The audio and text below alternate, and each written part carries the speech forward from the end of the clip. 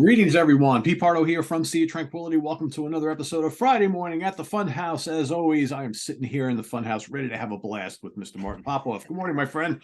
Morning, sir. Morning, sir. Definitely looking forward to this one on a overcast, cold Toronto day. So. Yeah, it's freezing here in New York this morning. I mean, it's not quite frost freezing, but it's I got up this morning. I'm sitting here right now and I'm chilly in my office. I'm like, oof, I'm ready to put like a hoodie on or something. But tomorrow it's gonna be like 70 something. Like, what is going on? That is crazy weather. I think we're gonna go because it's been happening here a lot in the Northeast. The last bunch of years, we're going to go from winter to like summer in the span of 2 to 3 weeks. I guarantee you, like the heat's still on and off here the last couple of weeks. We're probably gonna be turning the AC on within 2-3 weeks. I bet you. Yeah. We'll see. Don't like that. I like to open the windows up for a month, and all. It's you can never do that anymore. I know. So anyway, we've got a very fun episode for you here today. That it's almost like when I saw.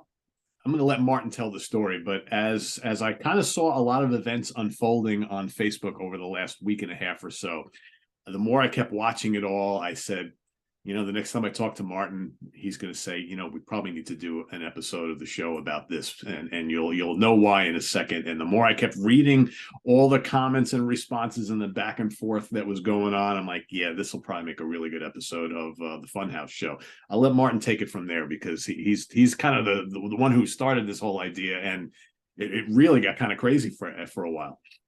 Yeah, so I wrote one of these lists for a gold mine that I always do. This was the top 20 Deep Purple songs of the 70s. And, famously, I'm not a big Child in Time fan or Lazy fan. So I left both of those off the list. So all of a sudden, you get a lot of pushback on that and a lot of people arguing or whatever. And that went on. And, I would explain why and all this kind of stuff. And then what happened was, I said, here's a bananas idea for you. And I showed a little picture of my bananas, signed copy. And then, of course, everybody thought, oh, let's debate bananas, right? No, that's not why I showed that. It's because I said the word bananas, right? Here's a bananas idea for you. If Child in Time is your favorite Deep Purple song, maybe you're not a Deep Purple fan. And, I backed that up with, if Motley Crue is your favorite Motley Crue album, maybe you're not a Motley Crue fan. Or if Barracuda is your favorite Heart song, maybe you're not a Heart fan. With the idea just being that if your favorite from these bands is a fair bit of an outlier, and it's not what they're doing 70% of the time, maybe you're not a fan of that band. And I was just being like a little argumentative and just saying, oh, here's an interesting idea. I'm not. And then, of course, 75% of everybody seeing that is just like, how dare you not call me a Deep Purple fan and blah, blah, blah. Right. Yeah. Like missing the point entirely. Right. But I thought it was kind of an interesting point. And as we got talking, we came up with other examples of this and how they lean one way or another. And of course, we're not literally saying you're not a fan of these bands because of the idea. And I started saying, look, I know if Child in Time is your favorite Deep Purple song, it's one on a list of 20 more that you like. So you are a fan, obviously, if you're even willing to make a list or whatever, or maybe Child in Time's third or whatever, Highway Star Burn, whatever. And yeah, got into it about Lazy as well. And we got started talking about debating back and forth. How bluesy is Deep Purple? Are they a blues band? If you like a blues, maybe you like the blues and you don't like Deep Purple, if Lazy's your favorite Deep Purple song. So anyways, that's the backstory of this. Yeah. And man, I was amazed at how many comments were going. It just, and people getting like all upset and offended. And it's like, and I kind of get it, but I think the point you were trying to make is that, let's face it, Child in Time is a very different type of song for them.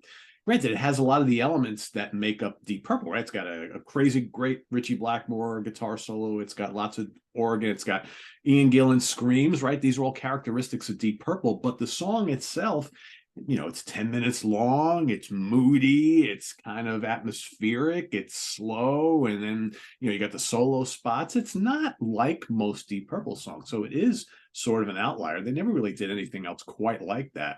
So I totally see your point. It's like, well, if that is, and I'm a perfect example, right? That is my favorite Deep Purple song.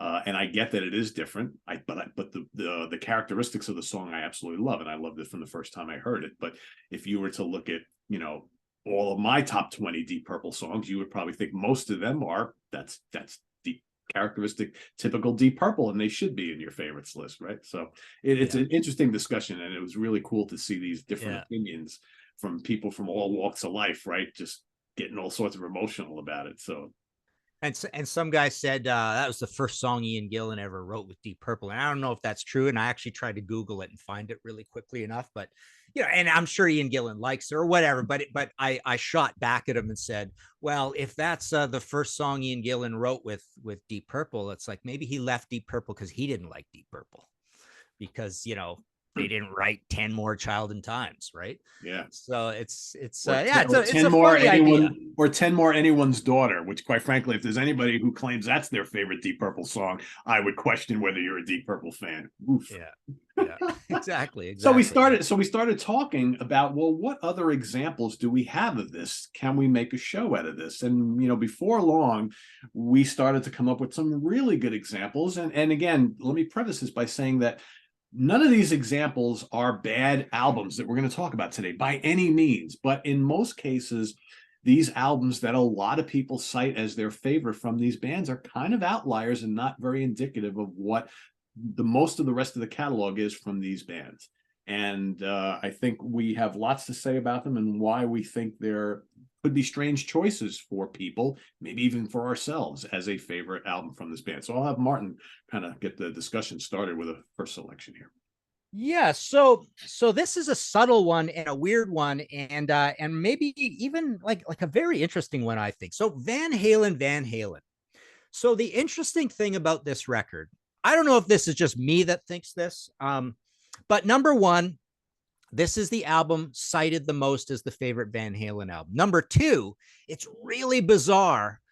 There might be a whole nother show here as well based on this, but this is a band where it's really hard to pick your favorite album by this band. Yeah. And I see a lot of different choices. But the funny thing about this choice is that, in my opinion, it's the most sober, corporate, stable, ambitious, well-recorded, well performed that they ever got. I think they got looser after this and stayed loose, and they stayed Who-like and chaotic, and a lot of band chemistry and just like wild, right? You think of Loss of Control and Tora Tora and Everybody Wants Them. I mean, I'm picking everything off of Women and Children, but it's literally across all of them, right?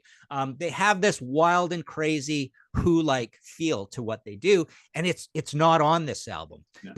And so my point is, and this might be my favorite Van Halen album too. I oscillate all over the place with a bunch of them because, like I say, it's hard to tell. But my point is if this is your favorite Van Halen album, maybe you don't like Van Halen. Maybe Van Halen is too messy and ragged for you and wild. And this is the Van Halen you would have preferred going forward. And the other crazy thing about this is it's their very first album, so it's kind of like a bummer. It's like your favorite band, so they never got better than the first album. Here you are putting down your band because here's a band that has this 40-year history or whatever it is, and you're saying they never got better than their first album. And that probably is the first choice of favorite Van Halen albums, right? And just as a backup, that's a little bit in that similar camp is Def Leppard On Through the Night. I hear a lot of people saying this is their favorite Def Leppard album. High and Dry probably eclipses it by a little bit, but if that's your favorite Def Leppard album, you don't like Def Leppard because Def Leppard sounds like Bryan Adams, right? So it's like it sounds nothing, and they disown it. Even they disown it a lot. They disown it. Probably it's one of the most disowned albums by a band in history, right? And as time and then there's all of us in that camp. You're that guy, right? The guys who only like the first 3 Def Leppard albums, or maybe the first 2 if you're even more extreme, right? So that's kind of a little bit like the Van Halen, but not quite. So it's the most new wave of British heavy metal, most just directly hard rock and heavy metal, new wave of British heavy metal album, and then they kind of went away rapidly going forward. So that's my first category. I don't know what you would call that category, but maybe you just call it like just let's call it. Never did better than their debut, right? The bands that never did, and it's funny because there is I don't know what the word is. There is a precisionness, is that a word? Precisionness about that Yeah, first Van Halen record that I don't know if they exactly. ever quite did that again. But this is a band that's got tons of classic albums. I mean, myself personally, I generally go back and forth between Fair Warning and the debut as my favorite, right? They don't, Yeah. neither one sounds like each other at all. They're very different. It's obviously Van Halen. But yeah, that whole concept of like, if that's your favorite Van Halen album, that means they never did any better. And I see people, Van Halen's a perfect example of a band that no matter who you talk to, they're going to throw out a different album as their favorite. But I generally see the first album listed more than anything else, you Yeah. know. And to your whole point of bands disowning albums, right? I always laugh. Again, I talk to people all the time, and at the time, nobody picked this album, but Never Say Die from Black Sabbath is a perfect example of when that first album came out. I don't remember anybody liking that album, but in the years since, people talk about, I mean, yourself, talk about how much you love Never Say Die. It's a great album. I've heard people call it their best album ever. Well, the band hates it and disowned it. So, why should we think differently? But it's Yeah. weird that way, right? Yep. All right. So I thought this was a perfect example of this here. The album is Damnation by Opeth. Yeah. So when this album came out, this was the album after Blackwater Park. Now, for those of you maybe not familiar with Opeth, if people watching this channel are not familiar with Opeth, I'd be very surprised. But Opeth from Sweden, a great progressive death metal band early on in their catalog. Very groundbreaking, combining like folk and prog rock and classic hard rock elements with Swedish death metal. Very technical at times, very progressive. And they have a string of really, really great albums. And I personally have talked to tons of people who are always like, yeah, I really want to like Opeth. I like when they do the clean vocals. I love the music, but man, I can't stand the Cookie Monster death metal growls, right? And then all of a sudden, out of nowhere, they released 2 albums in 1 year, Damnation and Deliverance. This album, no death metal to be found. It's all prog and folk, mellotrons and acoustic guitars and electric piano and lovely clean vocals. And all of a sudden, like all the people who don't like extreme metal gravitated towards this. Oh my God, that's the Opeth that I love. Maybe they stopped doing all that other stuff. And then they released a couple months later, Deliverance, and it's back to the same crushing death metal again. Can't stand that stuff. And I've talked to so many people over the years who are like, yeah, Opeth, I love Damnation. I can't really listen to anything else. Well, up until a point, right? Now it's a different story because Opeth have moved away from the death metal and they basically do this kind of like hard rock prog hybrid type of thing, right? So they've moved away from that. But at the time, if you were citing this as your favorite Opeth album, you're not an Opeth fan because this is a tiny bit of what they were overall and so completely about face from everything else that they did up to that point that you're really missing the whole idea of Opeth. And granted, this was an experiment for them and it was a cool one. We all love it, but this is not indicative at all of what Opeth are all about. So that's my first choice for today. Yeah, and it means more about you as well. It means you're like a Storm Corrosion fan and a Porcupine Tree fan, and Right. you're not a fan of other death metal adjacent bands, right? You're not a Yeah. Hypocrisy fan or an early Amorphous fan or anything like that, Any of right? that stuff, yeah. So yeah, interesting. Okay, all right. My next choice is Abominog. So Uriah Heap Abominog. This we've done a Contrarians episode where I've called this my favorite Uriah Heap album. But I'm not just doing this as a personal choice thing because it has less meaning. I mean, I definitely hear this one talked about as a favorite Uriah Heap album or super high on the list. It's pretty much high on everybody's list, right? But when I walk up to Bernie Shaw and say my favorite Uriah Heap album is Abominog, right? It's funny, right? It's the idea here is that it's a complete outlier with a short-lived vocalist and Peter Golby being there for the 3 albums. It's also brashly recorded. It's kind of a mix of new wave of British heavy metal with some interesting, well done pop tendencies, like like the way I look at Blackfoot Siogo and say it's got well done pop tendencies. So this is a little bit like that. So it's participating in this arena rock realm, certainly different from Conquest and all that and the late 70s stuff. And then all of a sudden we've got Bernie later in the band, right? And everything's really good and really solid and different, but it's also got a little more of a 70s sheen on it than an 80s sheen, right? So it's funny to say this. So if Abominog, with that album cover, that's such an uncharacteristic album cover for Uriah Heap as well, is your favorite Heap album. I mean, maybe you're not a Uriah Heap fan. Like you like this completely different kind of music. It's I mean, what would you say that? I don't even know what that's close to.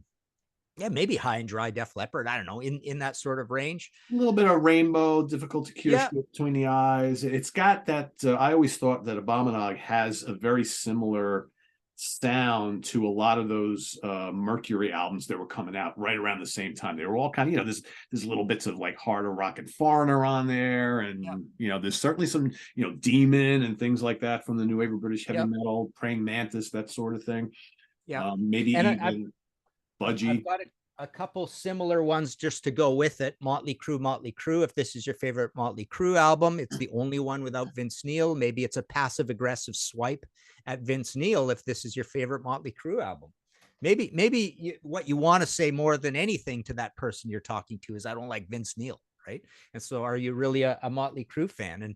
And this, we know this is coming up in estimation as well a lot as a favorite Black Sabbath album, period, Heaven and Hell. So, are you a Black Sabbath fan when you listen to? I mean, that's even an outlier against the other two somewhat Ronnie albums, and it's certainly an outlier to all the Ozzy albums, and it's pretty much an outlier to the Tony Martin album. So, again, and one other one in that camp. Hang on.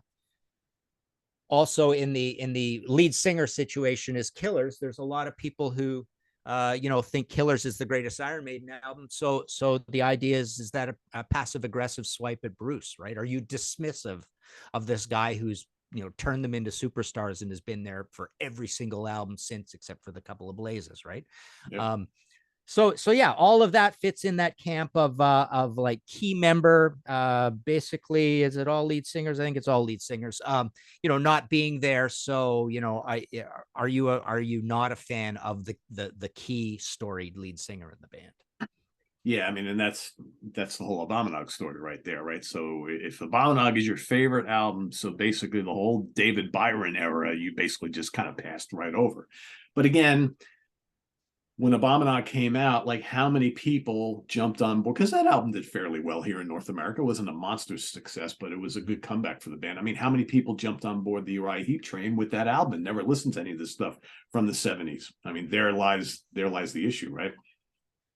People are looking for something new and heavy. You see that album cover sitting in the record racks in the mall, right? Or in your CD record shop. How do you not buy that and think, and how many people, I mean, it's kind of off track here, but how many people went and bought that album thinking, oh my God, this is going to be so crushingly heavy and scary. And then you listen to it like, all right, it's got its heavy moments, but it's really not all that heavy. It's not very representative of the music that is on the inside, but a really great album nonetheless. And I agree with you. It's one of my favorite Heap albums. And I love the 70s stuff, but Abominog is probably top 5 for me easily. I mean, awesome. Anyway.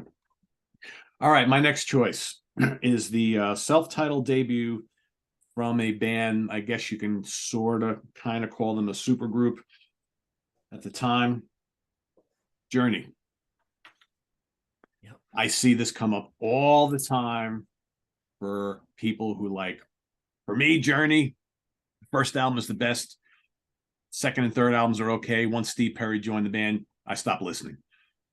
And meanwhile, this album barely sold. And once Steve Perry did come in the band, they became an enormous band. But for people who like the harder edged, proggy, fusion-y, kind of Latin tinged early Journey, because of course you got Mr. Raleigh and Mr. Sean from Santana and Ansley Dunbar on here, right? So a completely different band to what they morphed afterwards. So most of this album is a good chunk of it is instrumental. There's vocals on here as well from the very, very great Greg Raleigh. But I think a lot of people had a hard time seen this band move away from this style. And I mean, I love this album. To me, it's my second favorite Journey, but of course, my first is Infinity, and that is a full-blown Steve Perry vocal album and a great one, I think. But it's amazing how many people just can't get past this album and accept anything they did afterwards. So, you have to think, well, if this is your favorite Journey, based on everything that we know that came after, you really can't be a hardcore Journey fan, right? You really can't call yourself a Journey fan. You can basically what you are is Journey. I'm not really into those guys, but I like their first album, right? Because it's quite different. But the truth of the matter is, people, I see it all the time and hear all the time. People are like, well, the guitar playing is amazing on here. There's those great instrumental tracks and the vocal pieces are really good. It's like, well, there's great guitar playing on all the Journey albums. Maybe not quite as expansive as this, right? Maybe not as daring as this. And that kind of fusion, jazz rock fusion element is, basically by the third album is pretty much gone in the band. But so I would agree on all that. But yeah, but this, when you really think about it on the grand scheme of things, when you look at the career of Journey, this is such a minor blip on the radio based on everything, or minor blip on the radar based on everything else they've done. A great album nonetheless, but representative of what Journey has always been about, not really. Yeah. Yeah. It brings up the point that I remember seeing in a lot of those Facebook comments as well, is that, then you'll get the militant fans who will say, if you're a fan of Journey or Deep Purple or whatever, you have to love everything they do. So they say that, you love all of it. You don't question any of it. You don't have a non-favorite. People say make a top 10 list. And there's the kind of militant fan will say, I can't make a top 10 list. They're all number one. They're all tied for first, right? They're all good. So it's like, well, you don't even have an order. No, I don't have an order. And that's the end of the story. Right. So yeah, you'd probably find even in the Journey camp, the militant fan would say, you have to love all of it, right? Support Arnell and all that stuff, right? Well, I mean, that brings up the point. What is being a fan, right? So if Journey is a perfect example. So if I am a hardcore Journey fan, but I only like the first three albums. Well, are you really a fan? Because to me, a fan is someone who accepts everything a band has done. You may not love it all equally, but you at least accept it. But I talk to many people who are like, oh, I love Journey, but I only love the first three albums. Like, well, you really love Journey then? First of all, that was 50 years ago since those first three albums, and they've done so much other stuff since then. So to discount like the Steve Perry era or even the Arnell Pineda era, it's like if you're not into all that stuff, you're really not a Journey fan, because that's Journey. That's the essence of Journey right there. Yeah. Okay, my next choice is I guess we're in kind of a guitarist department here. Motorhead, Another Perfect Day. I'm hearing this one a lot coming up as favorite Motorhead albums. I know generally you're going to get Overkill or Ace of Spades. You're not really going to get Iron Fist. You don't really see Bomber very much, which I find kind of odd, because those three to me are all, those four are all more or less in the same camp for me. But this one comes up a lot, right? And so if this is your favorite Motorhead album, it's the only one with Brian Robertson. It's like, well, are you saying you don't like your fast and dirty and punky and bluesy Eddie guitar, and you don't like Phil, for 30-40 years afterwards or whatever it is, right? So are you saying that you would have preferred your Motorhead to be a little more clean and arpeggiated in the picking and more melodic? And all this kind of stuff, is Motorhead like too uncouth for you, sort of thing, right? If this is your favorite Motorhead album, and swinging the other way, Thin Lizzy, Thunder and Lightning. I'm hearing people say this is their favorite Thin Lizzy album, and generally that means you're a metalhead and you think all of Thin Lizzy, the essence of Thin Lizzy, is too mellow for you. Right. Yeah. And so you're saying, this is the only one I can like, right? You're a little bit about Black Sabbath, Born Again, and in that way as well sometimes too, right? It's like, I'm a metalhead. That's the only one I can like. I like extreme metal, right? So this is the brash, guitar-y, shreddy, but very distorted and noisy, and the only one they made like that. And so if this is your favorite Thin Lizzy album, like the whole essence and credo and philosophy and worldview and environment that Thin Lizzy made, totally different from this, are you really a fan? And then I hear when people bring up Come Taste the Band or put it super high in the list, the one album from the band the most, even though it's heavier than Stormbringer, doesn't sound very much like Deep Purple. If that's your favorite Deep Purple, I mean, if Deep Purple is the essence of Ian Gillan and Richie Blackmore, one or the other or both, and they're not here, kind of thing. You know, are you really a Deep Purple fan, kind of thing? So here we are with those damn Deep Purple guys again, right? I know, right? You can't escape them, Martin. We can't escape. That all came up as well, right? This whole "Come Taste the Band" thing. I get in arguments with saying I'm not hearing the greatness of Tommy Bolin. I don't understand where on this record this greatness of Tommy Bolin is, right? And I think we're just romanticizing him a little because he's gone, right? So yeah, that whole thing comes up too. Yeah, I mean, I love Tommy. I just wonder if we saw the best of Tommy. I don't know. It's hard to say. He died so young, right? But I'm a fan. You know, was he a perfect choice for Deep Purple? Yeah, maybe not. I think on the grand, I mean, I love "Come Taste the Band." I really do, and it's one of those albums I think I've grown to love even more as time has gone on. But I sometimes think that he was a better fit in the James Gang because I think his style was a really good fit there. He seemed perfect for that band. It's a shame that didn't last any longer, but.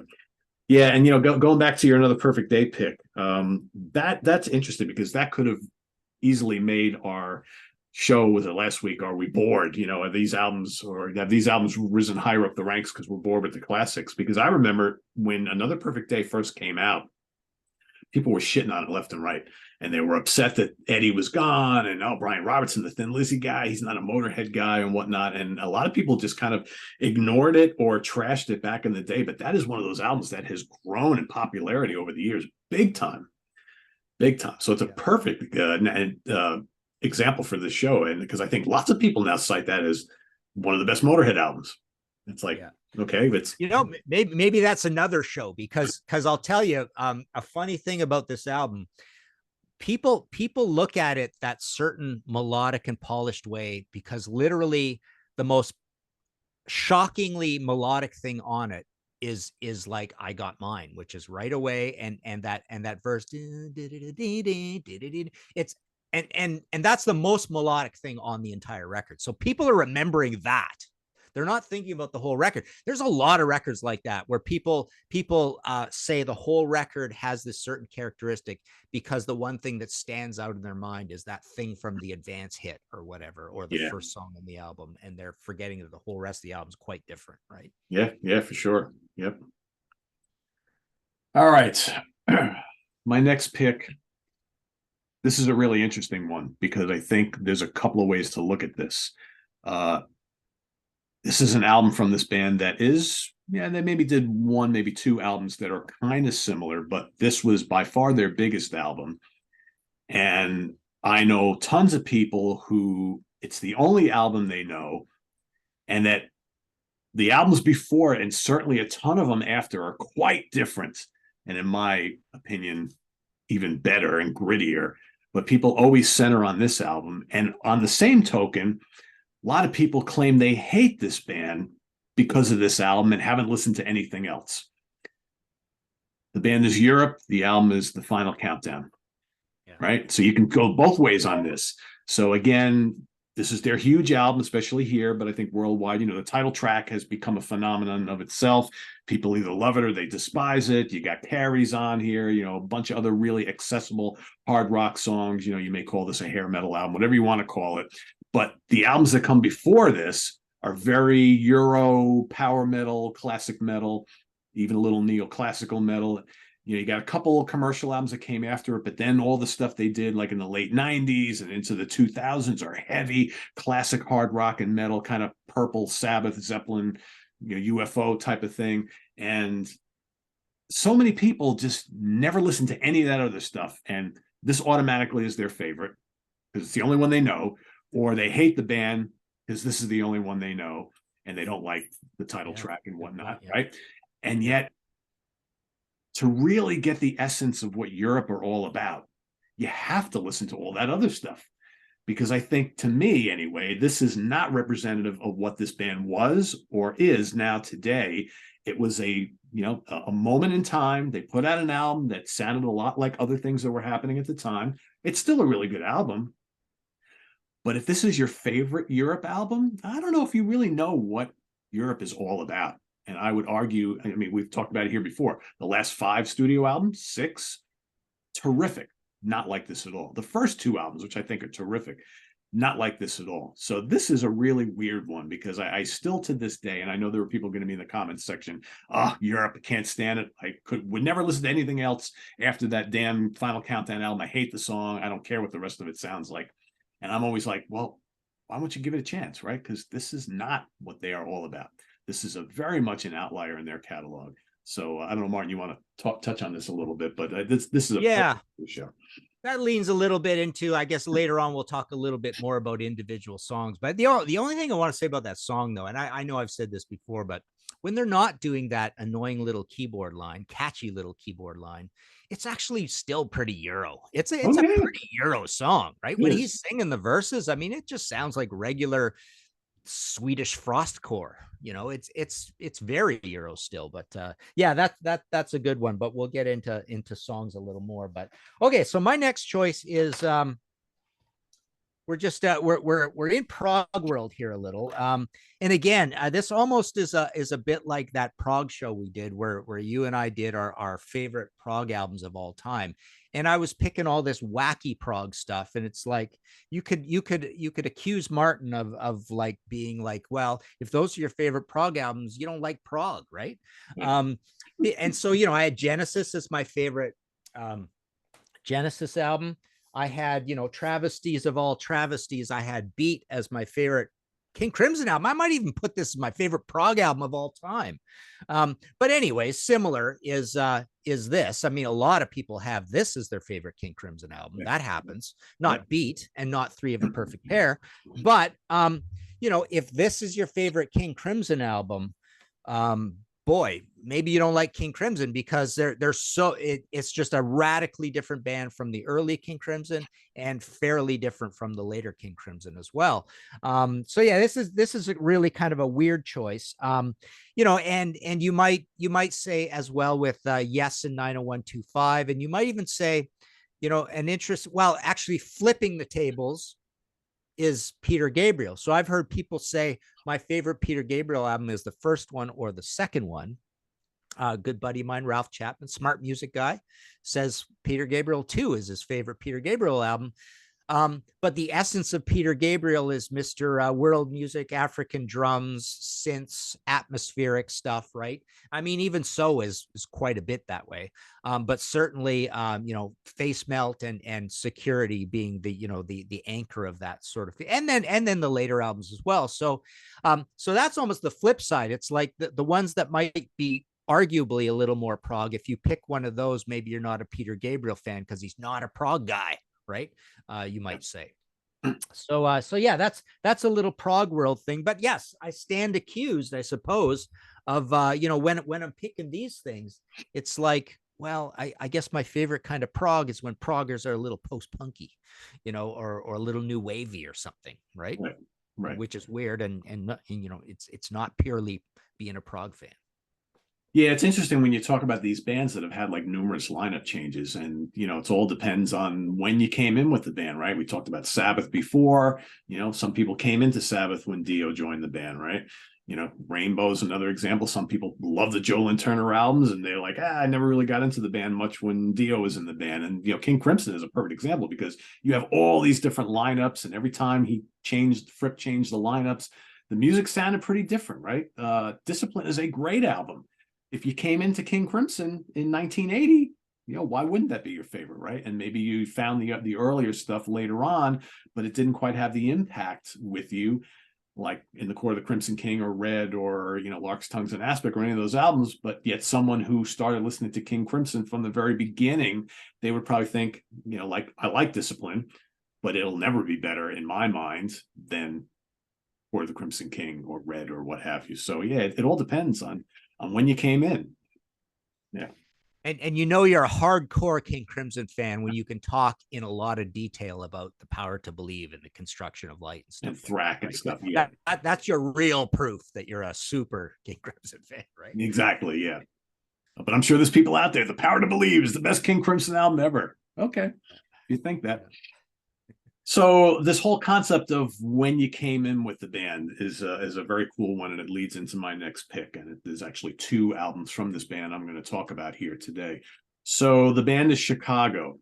All right, this is a band that we're going back to the late '60s. You know, pumping out hits and very, very adventurous long albums back in the day that blended jazz rock and pop and soul and all sorts of stuff.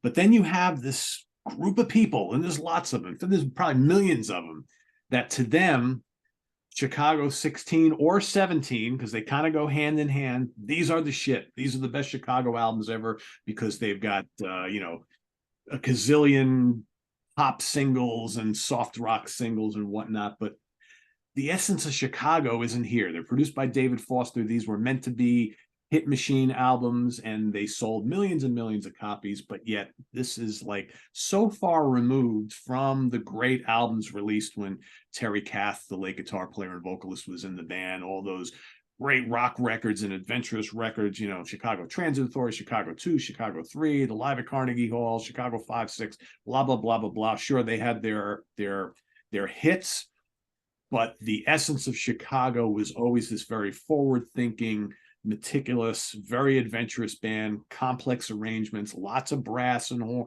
horns and reeds and whatnot, lots of guitar solos, three different vocalists, right? And here you have basically Peter Cetera doing the bulk of it, and there's tons of ballads here, and it's lacking in horns, lots of synthesizers. Pretty, you know, it's funny.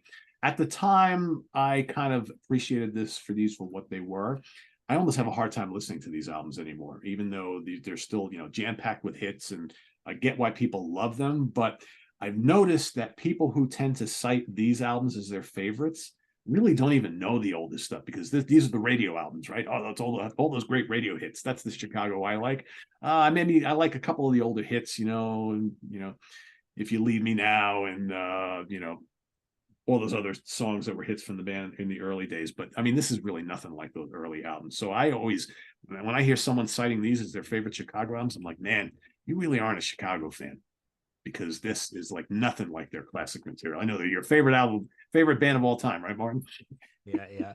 Well, and again, it brings up the point that there are probably a lot of fans that know those songs that barely know who they're by, right? They might even just love the songs. It's like, I know the song. I don't know who plays it, right? I just know the song. The classic, oh, what kind of music are you into?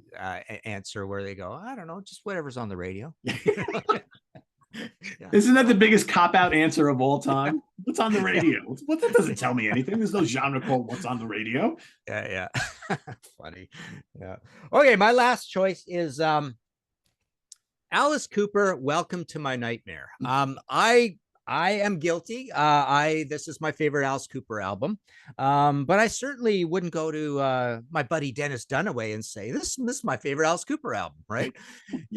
Say it to his face kind of thing, because it's not the Alice Cooper band, right? It's not the classic band, just like the Mark II Deep Purple ends in 73. The classic Alice Cooper band ends in 73. They had that great run, all those great albums, Billion Dollar Baby, super close for me. But, when I was a kid, it barely even registered that this was a solo album, or I didn't care. I mean, I kind of knew, but it didn't make a big difference to me. To me, musically and all that, it's more or less a continuation. It's the same kind of thing. It's got the same rough mix between heavy and light stuff and experimental stuff and the arrangements and all that kind of thing. It's Bob Ezrin. But if this is your favorite Alice Cooper, literally, you're not an Alice Cooper fan, that band that you file under A, right? Maybe you're a Alice Cooper fan, that band you file under C, right? But the other one that's sort of similar to this is Kiss Destroyer, which is produced by Bob Ezrin. So I think it's kind of funny when, like, I'm guilty again. Kiss Destroyer is my favorite Kiss album. People now put down that choice simply because it's too boring, right? It's too expected, right? It's too lush. Yeah. But if you pick that one, maybe you're not a Kiss fan because you're saying Kiss is too stupid for me. I only like them when they're smarter and they try harder and they put in these arrangements. There's ear candy and great expectations and strings and piano and all this stuff and the sound effects at the beginning of Detroit Rock City and all that, right? So it's kind of a similar thing where you're basically saying, I'm not a Kiss. Destroyer's my favorite album. Kiss is too stupid for me. I only like Kiss when they're trying to be fancy pants, right? So yeah, it's kind of an interesting thing where you're kind of putting down the band. You're saying, Kiss is really only good when Bob Ezrin does the album, like makes the whole thing, comes up with all the ideas, right? All that kind of stuff, right? So yeah, we don't want studio trickery and strings and all that kind of lushness and embellishments. We just want simple lunkheaded Kiss, right? That's yeah. But that means you love Kiss the guys, the four guys. It's like when you pick this, it's like, oh, it's I like the five guy version of Kiss. Yeah, I like when Bob Ezrin is around. That's the Kiss I want to hear. Yeah. It's funny, when I was a kid, that was my favorite Kiss album for the studio album for the longest time, and now I'm kind of like it. That's been dropping down the list for me as the years go by. I still like it, but it's like Revenge is going way up for me. Yeah, Revenge is great. Yeah, hell yeah. Yeah. Revenge is and great. For a real dark horse one, I really like Asylum a lot. You hear Hotter Than Hell a lot. You don't hear the first one. You don't hear Dressed to Kill very much. You definitely hear Hotter Than Hell a lot. Yeah, Hotter Than Hell is probably my favorite Kiss album. And the whole first album thing, I think the problem there is that the songs are great, but I think people just love the versions on a live so much more that they downplay the greatness of the debut. I think that's what it is. Yeah. And for me, Hotter Than Hell is great because it has a handful of classic tracks, and then the deep cuts are really good, and they're different. And it's still, when I listen to Hotter Than Hell, I love those deep tracks because they're not overplayed still. And yeah. All right, you mentioned this whole I'm guilty thing on your last pick, and that's a perfect lead into my last one for here. So this pick is for all my friends from the UK who have called me out over the years on how could I possibly pick Low Budget as my favorite Kiss album. Kinks. I'm not alone, because a lot of us Kinks fans here in the States and in North America in general love this album, right? So this is a really complicated one, because the Brits will always complain to me. It's like, well, if Low Budget is your favorite Kinks album, you don't understand the Kinks and you're not a fan, because apparently in order to be a true Kinks fan, you had to have followed the band from the mid-60s. You have to love Arthur and Preservation and all those Earl, Lola, and you have to love those with everything in you. And those albums are the essence of what the Kinks are all about.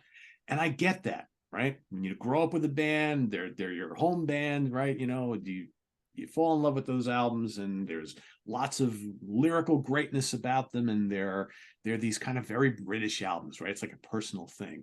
Whereas Low Budget is the albums that came after it is the Kinks trying to become a bigger band here.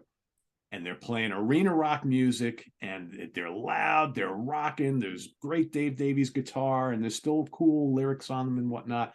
But this is what we like here, right? I don't dislike those early albums. This is the kind of Kinks I like. I think the Kinks are a terrific hard rock and arena rock band. Great songs on here. This punky stuff. Attitude is on here. Pressure's on here. Great kind of punk tracks. National Health, Catch Me Now I'm Falling. I mean, the title track, there's great stuff on here. But a lot of the people from the UK, they dismiss this as junk. It's not real. This is like the Kinks selling out. And unless you pick Lola or any of those other albums that I mentioned, you're really not a Kinks fan. And to that, I say bollocks, because there's no reason why you can't love an album like this. But I will readily admit that maybe I just don't get the essence of what the Kinks were always all about early on, but I still like this album the best anyway, so I don't care. Yeah, that's interesting. So yeah, maybe it is kind of an American thing if you like these albums, because that is probably my favorite. And second favorite might be Give the People What They Want. I love the early stuff. later on they kind of go into their Bob Welch Fleetwood Mac phase where they're just generalists doing whatever, right? And a lot of that whatever is really cool. I like Misfits and all that, but and the early stuff's a little bit like the Grateful Dead folky phase, right? Which is Yes. really cool, like the late 60s. I love Arthur and Muswell Hillbillies and stuff, right? But yeah, it's and then I've always had a lot of time for the later albums as well. The drum sound is terrible on a lot of those albums. It's really weird, eh? But yeah, you're right. They are all rocking and stuff. So yeah, if you like those albums, you know you're like a dumb North American Canadian or whatever, I suppose, right? Because they are the loud, brutish, guitarish Yeah. albums, right? But I mean, the early stuff just, and you know, it's not really any fault of yours or mine that the Kinks just got practically no play here and no promotion here whatsoever, like in, you know, the late 60s and throughout much of the 70s. And it wasn't until they started putting out albums like this that North America kind of followed and said, oh yeah, this band is really, really great. But, you know, to the Brits, they're all kind of like, well, where you guys been? It's like they've released legendary albums before junk like this, right? But yeah, to us, this isn't junk. This is pretty great Kinks. I mean, Give the People What They Want is a terrific album. I put both of these albums high on my list, and people thought I was nuts, absolutely nuts. I'm like, all right, well, maybe I don't really get the Kinks then, but I like what I like, right? I never really thought about this before, but I wonder if the Kinks got some you know, tailwind or headwind or whatever you want to call it from the Rolling Stones revival of the late 70s and into the early 80s. Because I remember, I mean, when Give the People, when both of those came out, they were all over radio with two, yeah. 3, 4 songs deep. People were loving the Kinks, right? So it's yeah, it's interesting. I wonder if they got a little bit dragged along in the excitement about the Stones at that time. I guess you know, I mean, I'll be the first to admit, like some of those early Kinks albums, they're very British sounding albums. It's not to downplay them at all, because I love British bands and British, you know, music and whatnot. But you have to think, like, you know, Status Quo and Slade, right? Some other bands that are very, very British sounding that just never made it here. I don't know. There's it's hard to quantify like how, you know, there's plenty of band. Another perfect example, we'll turn it around, right? So Kansas, Grand Funk Railroad, we can go on and on, name lots of other really big American bands that the UK made no impact there whatsoever. And people like from there are like, that they never did anything here. I don't know what the Americans think is so great about those albums, right? So it's on the same token, right? It all depends on what kind of makes it where. The whole geography thing, we got an ocean between us, right? And sometimes certain bands and artists, they sound very much like from where they're from, and that doesn't really appeal to people from a different culture in a different country, right? Yeah. Cool. All right. Honorable mention songs. So I want to kick us off with that part of it, Martin. Yeah, so again, that whole thing started off with the mention of Child in Time, but also Heart Barracuda, and again, the idea there is it's the heaviest song they ever did, a galloping, you know, hard rock song straight through and through. You know, if it's your favorite Heart song, yeah, it's kind of weird that it's an outlier. Lazy, we talked about as well. It's like Deep Purple. I got in this big conversation, you know, argument about, you know, how much did Richie Blackmore like the blues? He told me personally, he's not a big blues fan. So it's like, well, you know, as they get soulful and R&B, he leaves the band. And is it because he doesn't like the blues? By extension, is it because he doesn't see the creativity in something like Lazy, right? Yngwie Malmsteen's kind of said the same thing. He gets very bored with the blues. But I always thought Don't Fear the Reaper's a funny one, right? You know, biggest Blue Oyster Cult song, sounds nothing like anything else they ever did. They never did that birdsy thing ever again. And I think a really funny one is Dire Straits' Money for Nothing being that band's biggest song, right? Yeah. It's like the only time he turns on the distortion pedal kind of thing, right? And otherwise, they're just this very distinct, interesting song with the little Bob Dylan voice and the flamenco cool acoustic guitar weaves and all that. Really interesting band. This sounds nothing like them. So if this is your favorite Dire Straits song, you really, you know, aren't into what they are. Yeah, well, that goes back to people gravitating towards those big, enormous hits that are, you know, we can continue on with that are complete outliers. More Than Words by Extreme, To Be With You by Mr. Big. I mean, these are huge hit songs that sound nothing like anything else they did in their catalog, but yet people will gravitate toward it. It's like, oh, that's the big rabbit. I loved it when it was on the radio. It's my favorite song by them. It's like, but could they name 5 other songs by those bands? I would argue that anybody who comes to you and says their favorite song by Extreme is More Than Words doesn't know any other Extreme songs. Yeah, maybe Wholehearted they might know, right? But you think they're going to pick anything else from that catalog? yeah. Probably not. Yeah, probably not. Sure. Yeah, and I don't know what else I had here on albums. You get the whole Sammy Hagar, David Lee Roth thing. 5150 I hear a lot. Talk about Drama by Yes. I get heck for saying drama instead of drama. I don't know why. But I didn't really include that as an example of, because to me it's not like people don't dislike John Anderson if they like drama. They love John Anderson anyways. It's just he doesn't happen to be on there. But I'm definitely hearing that as a favorite album. What else is missing? Yeah, we talked about the Peter Gabriel. I think that's pretty much all I have. I don't know. Do you have any other? Yeah, the other one I put down is Terrapin Station by the Grateful Dead. Oh, okay. And I think that to me has always seemed like the Grateful Dead album that people love who aren't Grateful Dead fans, right? Because there's always been this perception that Terrapin Station, that's their Prague album, right? That's the one I like. But yeah, all the early kind of bluesy psychedelic stuff and boogie stuff and the country rock stuff, those listeners, they don't like that stuff. But Terrapin Station, yeah, that's a great album. I love, that's my favorite Grateful Dead album. And I'd argue, and I don't get me wrong, I love Terrapin Station, but that's, to me, if you want the essence of the true Grateful Dead, it's not that album. There's other albums I think that are better representative of what they're all about. Not that it's not a great album, because it is. It's one of my favorites from them. It's not my absolute favorite, but I just don't think that that's representative of what the band is all about. If you just, that's my favorite, I'd argue that maybe you don't really know the band all that well. It's got a girl singing on it too. Yeah.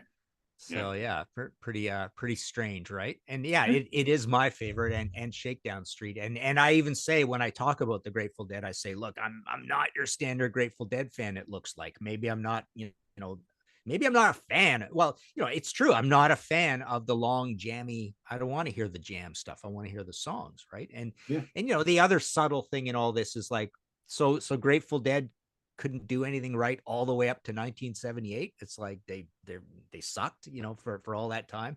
So yeah, when you pick something really late, it's pretty funny. You're saying I don't like, just like we said when we pick something really early, right? And you almost expect a band to get their backs up and say, well, why isn't our latest album the best one? That's literally who we are right now. If you like me as a person right now this year, you're supposed to say our latest album is your favorite album by us. So yeah. So there you have it, everybody. Albums that people cite as their favorites, and we question, are you really a fan of that band? So list some other examples in the comments below. And Martin, any new books in stock or things that you're trying to move out that you want some help with, or what's coming up on the podcast and Contrarians? Yeah, the podcast, I actually knocked that off this morning. So that'll be episode 197. So that's, what did I call it? Why Go Solo? And then Contrarians, we just had a Gamma one go up. So that's our YouTube channel. And then martinpopoff.com for all the books. Cool. Sounds good. All right. What do we got coming up here on the channel? We've got ranking the albums of Blood, Sweat, and Tears on Sunday. And starting tomorrow morning, we're going to be doing a new daily show for the month of April. I'm going to be picking out my 30 favorite guitar riff masters of all time. So each day, a new guitar player that is king of the riffs. And I'll be giving you my 3 favorite riffs from each of these players. And I'm asking everybody watching to do the same thing each and every day. So that's starting tomorrow morning, April 1st. Till then, visit us on the web at www.seatranquility.org. We're on Facebook. We're on YouTube, all together, all the damn time. Please subscribe if you haven't already, and click on that notification bell before you leave so you get alert of all of our content as it posts. And please do hit the like button before you leave. And we'll see you next week here on the Funhouse. For Martin Popoff, I am Pete Pardo. Enjoy your weekend, everybody. Take care.